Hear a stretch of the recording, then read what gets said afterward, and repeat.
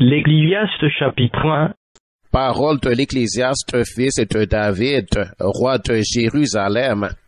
Vanité des vanités, dit l'Ecclésiaste, vanité des vanités, tout est vanité. Quel avantage revient-il à l'homme de toute la peine qui se donne sous le soleil? Une génération s'en va, une autre s'en vient, et la terre subsiste toujours.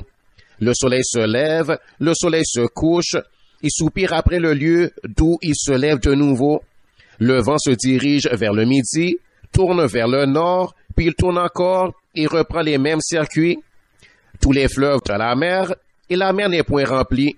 Il continue à aller vers le lieu où il se dirige. Toutes choses sont en travail au-delà de ce qu'on peut dire. L'œil ne se rassasie pas de voir et l'oreille ne se lasse pas d'entendre. Ce qui a été, c'est ce qui sera, et ce qui s'est fait, c'est ce qui se fera. Il n'y a rien de nouveau sous le soleil. S'il est une chose dont on dise, vois ceci, c'est nouveau. Ces choses existaient déjà dans les siècles qui nous ont précédés.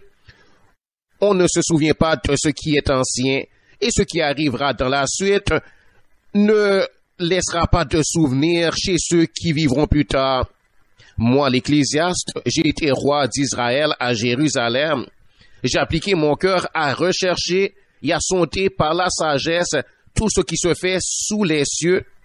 C'est là une occupation pénible à laquelle Dieu soumet les fils de l'homme.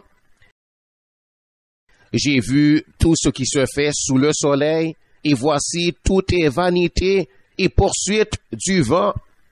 Ce qui est courbé ne peut se redresser, et ce qui manque ne peut être compté. J'ai dit en mon cœur, voici, j'ai grandi et surpassé en sagesse tous ceux qui ont dominé avant moi sur Jérusalem, et mon cœur a vu beaucoup de sagesse et de science. J'ai appliqué mon cœur à connaître la sagesse et à connaître la sottise et la folie. J'ai compris que cela aussi, c'est la poursuite du vent, car avec beaucoup de sagesse, on a beaucoup de chagrin, et celui qui augmente sa science augmente sa douleur.